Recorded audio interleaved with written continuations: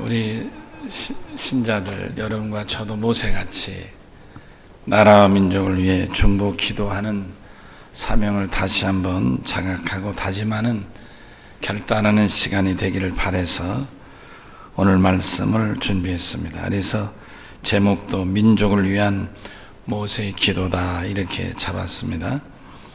올해는 3.1 운동이 일어난 지 99년이 되는 해입니다. 3.1절이 1919년도에 일어났으니까 벌써 99년이고 내년은 100주년 기념해서 남부연회, 충청연회 그리고 충북연회가 같이 하나님 앞에 특별한 기념 예배를 드리려고 준비한다는 말을 들었습니다. 이제 3.1절 세대는 거의 돌아가셔서 3.1절 역사를 생생하게 증언해 주실 그런 선배들이 점차로 소멸되고 있습니다. 오늘 우리는 그 어른들에 비해서 행복한 세대에 삽니다. 현재 8, 90세가 된 어른들은 참 기구한 시대를 살아오신 분들이십니다. 우선 그분들은 일제의 압제의 역사에서 가장 비참한 삶을 사셨습니다. 그냥 압제가 아니고 나라의 주권도 우리의 말도 그리고 나라도 송두리째 빼앗기고 살았으니 이 아픔과 상처가 얼마나 컸겠습니까? 세계 식민 역사에서도 이 같은 일제의 압박 같은 참혹한 사례는 없습니다. 우리 선조들은 그런 아픔과 고통이 많은 삶을 사셨습니다. 그렇게 인내하며 살아오시다가 해방이 되어 자유를 누리는가 싶은데 7년 후에 다시 6.25의 동족 상잔이 일어나게 됐습니다. 6.25 전쟁도 비참했습니다. 그래서 이 땅에 다시는 전쟁은 일어나지 않아야 합니다. 승자도 패자도 다 손해보고 망하는 것이 전쟁입니다. 전쟁이 끝나자 찾아온 것은 극심한 가난이었습니다. 그때 가난이 제 어린 시대까지 유산으로 물려받았어요. 6.25 전쟁 후에 얼마나 많은 배고픈 기간을 겪어야 했는지 모릅니다. 우리 부모님 세대들은 그렇게 살아오셨습니다. 그리고 이제는 평화도 안정도 주어지고 또한 먹고 살 만큼 되니까 한 분, 두 분 돌아가셨습니다. 3.1 운동 시대에 비하면 우리는 참 행복한 시대에 삽니다. 너무나 행복한 삶을 사는데 그 행복이 뭔지 모르고 사는 그런 젊은이들을 보면 참 마음이 안타깝습니다. 현재 우리가 살아가면서 감사는 자꾸 잊어버리는 것 같아요. 그리고 정말 비교할 수 없는 여건과 환경에서 사는 아이들인데도 오히려 우리 어렸을 때보다 불평과 불만은 더 많은 것 같지 않은가. 죄송한 얘기지만 저는 어려서 밥 3끼를 먹지 못하고 자랐습니다. 그래서 나는 장가 들면 우리 애들은 밥 3끼를 꼭 먹여야 되겠다. 그래서 아버지가 할 일은 밥 3끼를 먹여주는 거로 생각했어. 근데 우리 아이들하고 얘기하다 보니까 쟤네들은 굶지 않았는데 그래도 뭔가 아쉬움은 또 나한테 얘기하더라고요. 아, 시대가 다르구나. 얼마 전에 한국 청소년 정책연구원이 발표한 한중일 삼국 청소년들 가치관을 비교한 통계를 보게 됐는데 우리 청소년은 우리의 현재를 몰라도 너무 모르고 있다는 생각이 들었습니다. 삼국 청소년 2천여 명에게 물었는데 다시 태어나면 어느 나라에 태어나고 싶은가 하는 질문에 다른 나라에서 태어나고 싶다라고 대답한 우리 청소년은 59.9%, 약 60%였습니다. 중국은 49.4%, 일본은 38.8%였습니다. 또 국가에 대한 만족도에서 우리 한국 청소년은 66.9%였고 중국은 88.9%였고 일본은 87.6%였습니다. 또 국가에 대한 자긍심을 물었는데 우리 한국 청소년은 70%, 중국은 95.7%, 일본은 76%였습니다. 그리고 국가에 대한 이 통계는 현재 우리 청소년들이 국가관을 말해줍니다. 국민은 조국에 대한 국가관이 확실해야 합니다. 젊은이들은 잘 모르는 것 같은데 알고 보면 우리나라가 참 좋은 나라고 살만한 나라고 살기 좋은 나라입니다. 여러분도 동의하시나요? 예, 좋은 나라입니다. 예, 사계절이 뚜렷하고 또 과일도 얼마나 맛있습니까? 예. 우리나라는 단군 이래로 지금까지 크고 작은 외침을 약 700여 해 당했습니다. 그럼에도 우리나라는 오늘까지 건재합니다. 그렇게 보면 우리 민족은 참 불가사의한 민족이라고 할 수 있습니다. 우리 민족은 어느 나라를 정복하고 지배한 적은 없지만 침략당하고 피해를 보고 공격을 당한 것이 한 700여 해나 되니까 말이죠. 그저 얻어맞기만 하고 살아온 민족 같습니다. 어떤 사람들은 그 점이 우리 민족의 약점이라고 말하지만 저는 그것이 우리 민족의 강점이라고 생각합니다. 놀라운 사실은 이 지구상에서 오래된 민족은 모두 지배를 한 민족이 아니라 지배를 받은 민족이라, 침략을 당한 민족이라는 사실. 수년 전에 우리 지방에서 베트남을 잠깐 다녀온 적이 있습니다. 하노이 허룽베인가 그걸 잠깐 다녀왔는데 베트남은 중국이 한 1000년을 지배했고 프랑스가 100년을 지배했고 일본도 좀 지배를 했고요. 그러고 나서는 미국하고 19년을 전쟁했습니다. 제가 가보니까 이 베트남엔 남자들은 60대 이상은 거의 없는 거예요. 50대도 적고. 그래서 베트남 국민의 평균 나이가 28세라고 그래요. 젊은 거예요. 왜 그들이 전쟁 중에 다 죽은 거예요. 그렇지만 저들은 활기가 돌았고 다시 힘차게 발전해가는 모습을 보았습니다. 침략받아온 우리 역사와도 베트남은 비슷한 점이 많았습니다.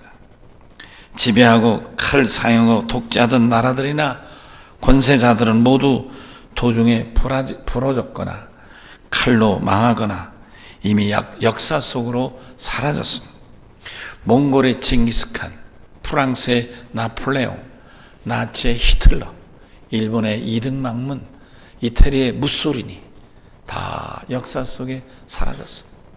세계를 호롱했던 로마나 바빌론이나 알렉산더 후에 이 마케도니아 제국 등은 다 이미 사라진 지 오래입니다. 그런데 얻어맞고 치면서 고통당했던 나라들, 그 중에 특히 우리나라는 오늘까지 이렇게 건재하고 있습니다. 이것도 하나님의 섭리라고 생각합니다. 강자는 소멸하고 약자는 영원한 것이 하나님의 뜻이에요. 섭리라는 뜻입니다. 여러분, 넓은 평원을 보십시오. 그 넓은 평원에는 아주 맹수들이 천합니다. 그런데 그 맹수들의 밥이 되는 초식동물들은 늘 눈치 보며 삽니다. 밥을 먹고 풀을 뜯을 때도 귀를 쫑긋하고 온 신경내 팔을 세우면서 그러면서 어디서 부시럭 소리나 먹다가도 튀어가고 막 그러다가 정말 우리말로 재수 없으면 잡혀서 죽기도 합니다만은 어떻게 생각하면 평야의 영원한 지배자는 맹수들 같지만 여러분 세월이 지나니까 결과는 어떻습니까? 명수들은 자꾸만 죽어서 그 수가 줄어들고 평온의 정장을 지배하는 주인은 초식동물들 아닙니까? 죽으나 더 많이 생산하고 있기 때문입니다. 이같이 오히려 강자가 쇠퇴하고 약자가 번성하는 것이 자연의 법칙이고 우주의 질서가 아닌가 싶습니다. 구약의 이삭을 보십시다. 이삭은 물을 팝니다. 샘이 콜콜콜콜 솟아납니다. 그러면 그 지역에 부족이나 이런 사람들이 와서 뺐습니다. 반항하지 않고 그냥 샘물을 주고 다른 데로 이사 갑니다. 이사 가서 샘을 팝니다. 또 물이 납니다. 그러면 또 와서 뺐습니다. 그러면 또 내주고 다른 데로 갑니다.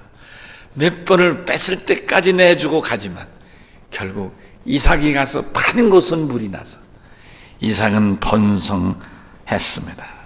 그리고 그 역사는 오늘 이스라엘의 역사로 이어오고 있는 것입니다. 여러분, 사람은 약간 바보같이 사는 것도 지혜자의 모습인지 모릅니다. 약삭 빠르고 이해가 빠르고 강하게 살면 우선 이긴 것 같지만 그러나 얼마 못 가서 부러지고 맙니다. 강자는 당장 성공하고 승리하는 것 같지만 곧 사라지고 부러지고 맙니다. 여러분이 갖고 있는 이와 혀가 싸우면 누가 이기겠습니까? 당장 이가 혀를 요절낼 것 같지 않습니까? 그러나 세월이 지나서 나이 지나는데 난 많은 사람들이 틀 일을 해냈다는 말은 들었어도 틀 혀를 했다는 말은 들어본 적이 없습니다.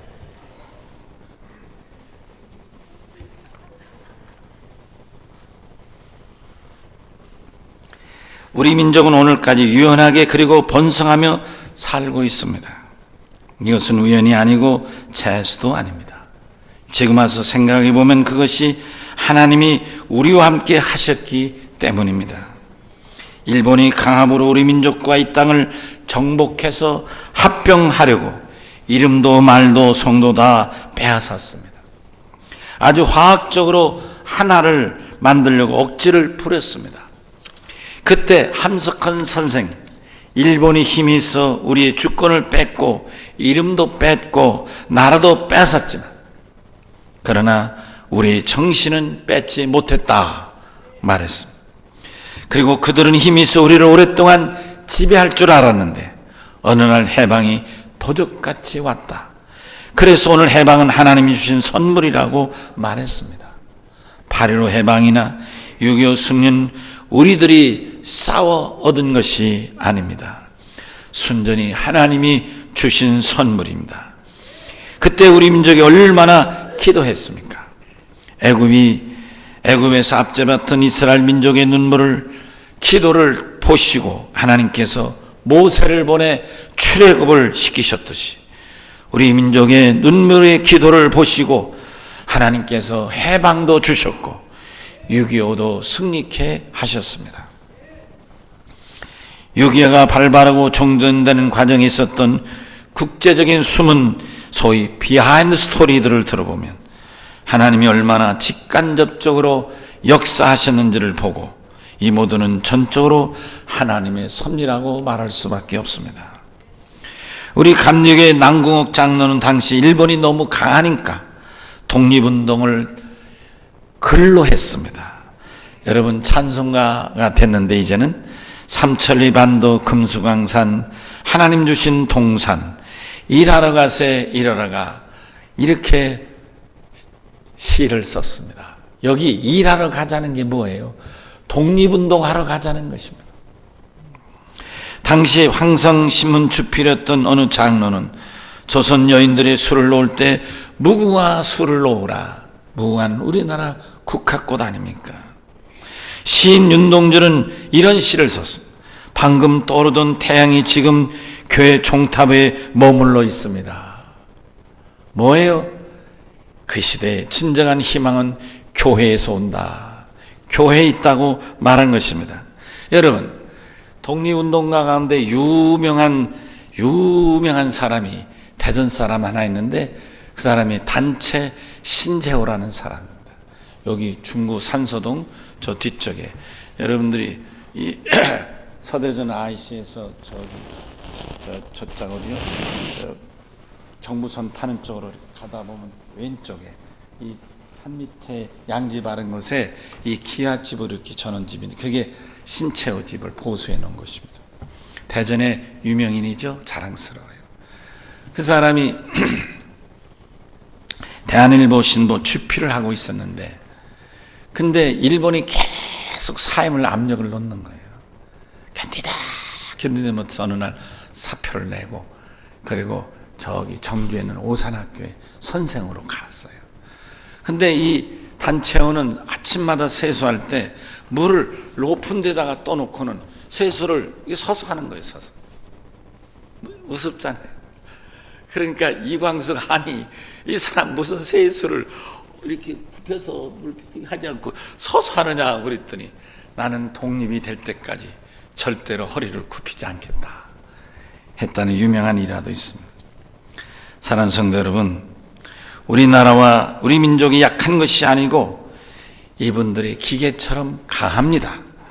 이런 강한 정신과 의지와 간절한 기도 때문에 하나님이 이 민족을 지켜주신 것입니다. 우리는 이제 고마운 나라를 위하여 우리들이 무엇을 할까를 생각할 차례입니다. 종교 철학자 르낭은 민족은 이미 치러진 희생으로 구성된 거대한 조직체다고 말했습니다. 그 말은 지난날 누군가 희생이 있었기 때문에 오늘 이 평화가 주어졌다는 말이기도 합니다. 여러분, 국립묘지에 가보셨습니까? 거기에 누워 계신 그분들의 희생이 있었기 때문에 오늘 우린 이 같은 독립된 나라, 평화가 보장된 나라, 민주가 꽃을 피는 나라가 되었습니다. 제가 미국에 갔을 때 미국 그 워싱턴에 가면 그 웰링턴이라는 국립묘지가 미국 국립묘지가 있어요. 그러니까 들어가면 오른쪽으로 한 섹션이 있는데 거기에는 3,193명의 미국 젊은이들의 묘가 따로 되어 있습니다. 거기에는 뭐라고 되어 있느냐, 6.25 한국전쟁, 6.25 한국전쟁에 참전했던 용사들이라고 딱 이렇게 쓰여 있습니다. 묘비가 크게 섹션에. 숙연하지요. 거기 이제 이렇게 상도 있고 그런데요. 조각상. 사실 제가 그곳을 지나면서 그 이름들을 살피지만 그 이름 중에는 한 사람도 내가 아는 사람이 없어. 난 본 적도 없어요. 나는 52년생이고 6.25는 50년에 발발했으니까. 그때 제가 여러 마음이 들었습니다. 과연 우리나라를 위하여 이렇게 알지도 못하는 먼 나라에까지 와서 피를 흘려 죽은 이들이 있는 나라가 어느 나라일까? 이렇게 많은 3,193명이란 젊은이가 죽은 나라가 세계에 없습니다. 오직 미국밖에 없습니다. 야, 나와 우리 나라와 백성은 이 미국의 영원한 빚을 지고 사는 나라겠구나. 그들에 대한 고마움. 저라고 왜 미국 사람이 다 좋겠습니까? 이렇게 관세 폭탄하는 트럼프가 제가 좋아할 리가 있겠습니까? 그렇지만 그들의 죽음을 보면서 야, 미국은 우리의 단순한 우방이 아니라 피를 흘려 우리나라를 지켜준 혈맹이구나. 그런 아주 이 짜릿한, 영어로 어썸이라고 그러죠. 소름 끼치는 그런 숙연함을 느끼게 됐습니다. 얼마 지나서예요. 제가 미국서 박사 공부를 하는 어느 이제 지금 조금 지나면 되는데 한 5월 달쯤에 예배를 드렸는데 담임 목사가 광고를 하는 거예요. 5월 10며칠부터 우리 오클라호마 연회가 시작됩니다. 오클라호마 3에서 연락되는데 연회원들은 꼭 참석하시기 바랍니다. 그 광고를 듣는 순간 내 마음에 내가 공부하기 때문에 우리나라 연회 와서는 내가 참석을 못하지만 내가 미국 연회는 참여해야 되겠다. 그래서 담임 목사한테 예배 끝나고 인사할 때 얘기했습니다. 패스터 피어슨인데, 밥 피어슨인데 패스터 밥. 그리고 내가 얘기를 했습니다. 내가 당신 알다시피 내가 한국의 정연 루틴 멤버인데 내가 공부하느라고 우리 연회 못 갔다. 그러니 당신 그 5월 달에 있는 미국 연회 내가 참여할 수 있겠느냐. 그랬더니 그러냐고 되게 좋아해. 그러면서 그럼 내가 감사한테 이야기를 하고 알려드리겠다. 근데 예배 끝나고 화요일 날 따르릉 전화가 왔는데 안녕하십니까 패스터 김, 내가 이 지방의 감리사 아무개입니다. 그 전화가 온 거예요. 내용이 이제 당신이 밥 피어슨에게 우리 연회 참여하기를 원하셨다고요. 예, 패스터 김이 원하신다면 제가 기꺼이 모시겠습니다. 그래서 제가 가게 됐습니다. 그때 그 밥 피어슨이 다음 주에 갔더니 패스터 김 언제 월요일 날 그 8시부터 시작되니까 월요일 날 6시까지 여기 교회로 오십시오. 그러면 패스터김을 모시고 갈 사람이 있을 겁니다. 그래서 제가 그 기다렸다가 6시까지 갔더니 한 나이가 많이 든 그 한 60, 70세 된 어른인데 그분이 패스터김 반갑습니다. 제가 연애 모시고 가려고 기다렸습니다. 그래서 그 사람을 차고 타갔어요. 그때는 유학생 시절이니까 제규어라는 영국 차가 굉장히 좋은 차로 나는 꿈도 못 받은 그런 차입니다. 그런 좋은 차를 탁 대절하고 나를 안내를 했어요. 자기가 운전하고 내가 옆에를 탔습니다. 근데 한참 가다가 이런저런 얘기, 미국 생활이 어떠시냐, 뭐 이런 얘기 저런 얘기 하다가 딱 질문하기를 패스터김 한국에서 오셨다고요? 예, 그렇습니다. 어디서요? 네, 대전에서 왔습니다. 근데 당신이 대전을 압니까? 예, 제가 대전도 알고 부산도 알고 서울도 알고 오산도 압니다. 오산은 작은 도시잖아요. 오산을 어떻게 아느냐 당신이.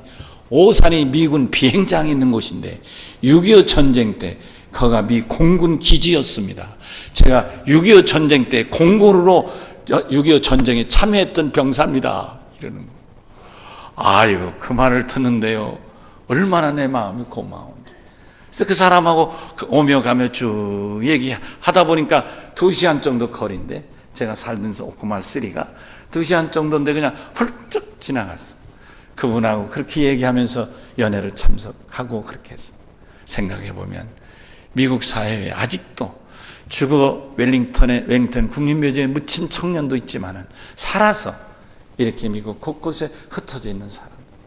어느 날 수요일 날 제가 이제 2년 차 때, 1년 차 때는 미국에서 꼬박 있었지만 2년 차 때는 제가 한국에서 목회하면서 이제 미국 백인들하고 똑같이 공부를 했잖아요. 그래서 제가 한국에 왔다 가면 꼭 저를 맨스필드라는 그 교회 부목사이고 저의 논문 지도했던 신약학 교수가 있는데 그분은 꼭 내가 다녀가면 꼭 이렇게 한국이 어떤가 꼭 한마디 해주기를 원해요. 그분이 수요일날 강의를 하신 분인데 수요일날 오셔서 한국에 대해서 좀 교회에 대해서 얘기를 좀 해달라고 그래요.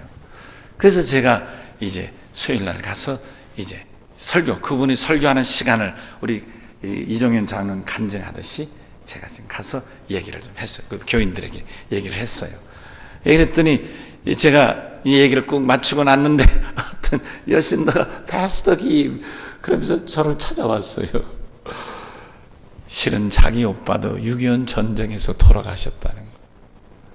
6.25 전쟁 중에 자기 오빠가 돌아가셨다는 거예요. 그 얘기를 들은데요, 너무 고맙기도 하고 죄인 같기도 하고 어떻게 내가 말해야 될지 모르겠다. 내가 참 유감입니다. 마음 아프고 유감입니다. 위로를 드립니다. 그렇게 얘기하는 거로 저는 더 할 말이 없었습니다. 여러분, 우리나라가 이렇게 세워져 온 나라이기도 한 것입니다. 그런데 여러분, 나라를 지키고 평화를 지키는 것은 국방력이나 병력의 수혜만 있는 것은 아닙니다. 1967년 6월 5일 중동 전쟁이 일어났지 않습니까? 이집트, 시리아, 요르단, 이라크 이런 나라 한 인구가 2억 명이나 되는데요. 그 2억 명의 연합군이 단 500만 밖에 안 되는 이스라엘을 침공했습니다. 근데 놀라운 일이 생겼습니다. 전쟁이 일어나고 2시간 만에 주력 부대 그 부대가 그만 마비가 됐어요. 그리고 48시간 후에 놀랍게도 시나이 반도가 이스라엘에게 정복되기 시작했습니다. 6일 후에 이집트의 나세르 대통령이 항복을 선언했습니다. 놀랍지 않습니까? 제가 이집트를 처음 성지순례 할 때인데 이집트를 거쳐서 시내산을 갑니다. 근데 그때 제가 잘 몰랐는데 가이드가 이제 그 홍해바다 가보시면 홍해바다 건너기 전에 거기 휴게소가 있어요. 그 휴게소에서 여러 가지도 할 일 하고 그죠? 볼일 보고 그리고 차도 한 잔 마시고 그리고 떠나는데 휴게소에서 버스를 타고 이 밑 터널 비슷하게 쭉 내려간 그게 뭐냐면 그 홍해바다를 밑으로 뚫어서 이제 버스길을 만드는 거예요. 그 쭉 내려가서 나오는데 이 버스가 이 홍해를 건너면서 바로 오른쪽으로 버스가 틀어서 어느 강변 뚝으로 쭉 가는 거예요. 그 내리는데 보니까 바로 그 앞에가 큰 바다가 흐르는데 그게 홍해 바다인 거예요. 홍해 바다가 막 지나는 거예요. 그리고 거기에 큰 배들이 움직이는 거예요. 근데 놀라운 장면이 이쪽이 아니라 저쪽 이집트 쪽에 그 홍해 바다 건너편 벽이 모래죠. 사막이니까 모래인데 모래가 이렇게 크게 웅통웅통 퍼졌어요. 여러분 이렇게 벽이라면 이렇게 벽이 쌓여 있었는데 이게 푹푹 파 있는 거예요. 푹푹 파 있는 거예요. 이상하다. 왜 이렇게 푹푹 파 있는가? 그래서 제가 가이드한테 물었어요. 왜 저게 벽이 이렇게 푹푹 파 있느냐? 그랬더니 이렇게 대답하는 거예요. 이스라엘이 전쟁이 일어나서 이틀 만에 이 시나이 반도를 48시간, 이틀 만에 정복을 하고, 그리고 이스라엘의 탱크와 수륙 양용, 이 장갑차가 대기하고 이제 그 이집트 본토를 점령하려고 했다는 거예요. 근데 이게 수륙 양용이 홍해 바다를 건너서 올라가야 되는데 모래를 이렇게 쌓아가지고 이 모래를 못 올라간다는 거예요. 이거를 올라가려면 대포로 쏴가지고 이걸 까는 거예요. 대포로. 그래서 제가 대포 쏜 거라는 거예요. 그래서 이스라엘 탱크가 진열해가지고 나스레한테 항복할 거냐 말 거냐 그걸 요구했다는 거예요. 항복 안 하면 우리가 진격하겠다. 대포로 쏴가지고 진격할 정도. 그 정도 되니까 나스레가 항복했다는 거예요. 그래서 저게 이 탱크가 올라가려고 닦아놓은 길이라고 설명한 바를 들었습니다. 여러분, 전쟁 중에 어느 종군 기자가 이스라엘 여군한테 물었습니다. 전쟁하기 무섭지 않느냐? 뭐라고 대답했겠어요? 이스라엘 여군이 이렇게 대답합니다. 죽는 것보다는 전쟁이 낫다. 놀랍지 않습니까? 그 당시 이 전쟁을 이끈 국방장관은 벙커에 들어가서 전쟁을 독려하지 않고 공영방송국에 나가서 성경을 읽어줬습니다. 제가 그 성경을 읽어드릴게요. 시편 27편입니다. 여호와는 나의 빛이요 나의 구원이시니 누구를 두려워하리요. 악인들이 내 살을 먹으려고 내게로 왔다가 실족하여 넘어졌도다. 군대가 일어나 나를 치려하여도 내가 오히려 안연하리로다. 할렐루야. 하나님은 전쟁의 왕이십니다. 언제나 그 시대를 살아온 그리스도인들에게는 큰 사명이 하나 있습니다. 그것은 중보 기도하는 일, 나를 위해 하나님께 뜨겁게 기도하는 일입니다. 이 세상에서 가장 위력 있는 기도는 중보 기도입니다. 오늘 읽은 본문을 보면 가장 빛나는 중보 기도가 나옵니다. 모세가 40일 동안 산에서 기도하고 하나님의 말씀을 듣고 내려오는데 밑에 있던 이스라엘 백성들은 금송아지를 만들어 이 금송아지가 우리를 이끌어낸 신이라고 저를 섬기고 있습니다. 그때 하나님이 모세에게 나는 이 백성에게 신물이 났다. 이제 내가 이 백성을 멸하리라. 그리고 내 자손으로 다시 나라를 세우겠다. 이렇게 말씀했습니다. 이 말씀 모세 개인에게도 영광의 말씀일 수 있습니다. 자신이 생각해도 이 백성은 부패하고 타락하고 심판받아 마땅한 민족입니다. 그런데 생각하면 이것은 모세 자신에게 영광이 아니었습니다. 그래서 모세는 눈물로 하나님께 중보의 기도를 드립니다. 어찌하여 이 백성을 여기까지 끌고 나와서 죽이려 하십니까? 여러분, 우리가 읽은 본문이 바로 그런 말씀인 것입니다. 11절, 12절이 13절이 다 그런 모세 중보의 기도의 내용인 것입니다. 그랬더니 하나님께서 모세의 기도를 들으시고 14절에서 그 마음을 돌리셨다고 기록하고 있는 것입니다. 우리는 앞으로 50, 60년이 지나면 어떤 의미에서는 다 천국에 있을 사람일지도 모릅니다. 젊은 사람들을 제외하고는. 왜냐하면 이 나라는 우리 자손들과 우리 민족이 영원히 살 땅이기 때문에 중보 기도를 멈출 수는 없습니다. 700여 회나 외침을 받았어도 하나님께서 막아주시고, 일제로부터도 막아주시고 6.25로부터도 막아주셨습니다. 그리고 잘못된 지도자 때문에 나라가 어려워도 하나님은 이 민족을 지키셔서 세계 민족사에 우뚝 서는 경제 10위권에 이른 나라로 세워주셨습니다. 우리 민족에게 이제 우리 할 일이 있습니다. 그것은 하나님을 위한 일들입니다. 세계를 돌아다녀 보면 우리 민족이 할 일이 너무나 많습니다. 여러분, 제가 저기 사우스 아프리카 갔더니 그 가이드가 이 사우스 아프리카 사람들이 요즘은 한국 사람을 별로 안 좋아한다고 그래요. 전에는 좋았는데. 왜 좋아하는데 안 좋아하냐니까, 우리나라가 경제 수준이 사우스 아프리카가 우리보다 앞설 때는 우리나라를 좋아했대요. 그래도 어려운데 일어난 나라다, 대단하다, 이렇게 좋아했다는 거예요. 근데 우리나라 경제력이 자기들 앞서니까 기분 나쁘다고 그런대요.